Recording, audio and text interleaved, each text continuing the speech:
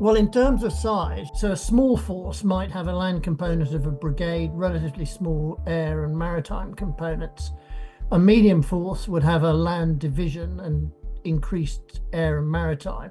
And then a large-scale force would see a core on the ground, and it would also see pretty substantive air and maritime, perhaps 120,000 troops overall.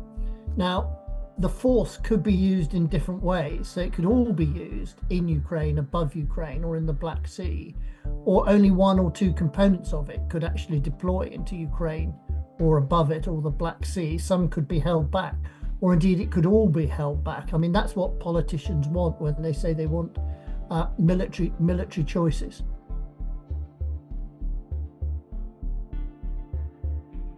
It would be comparatively simple for Europe to send its high readiness forces to Ukraine or the area around it. It's got national high readiness forces like the British 16th Air Assault Brigade or high readiness elements of the Navy and the Air Force, and other nations have that as well. They'd be comparatively simple and speedy to deploy, but they wouldn't have much combat capability, and they'd find it difficult to protect themselves. You could build up to a medium force, which in the land side was a division, but it would take more time. To build up to a large-scale force would take even more time, but Europe can do it. It did, for example, the US and France and UK deployed about 40,000 troops to Bosnia over a month in 95, 96. So there's political choices. The smaller the force, the less deterrence value it has, but also the more rapid it is to deploy.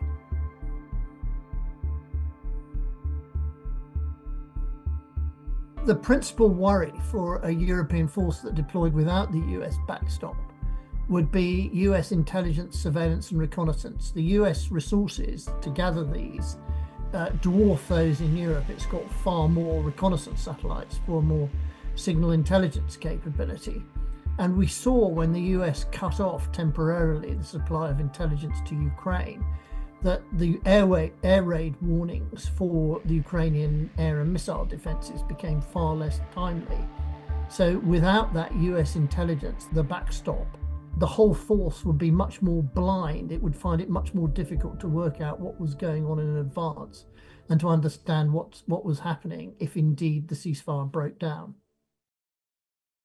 Thanks for watching. For more from BFBS Forces News, like and subscribe to our channel.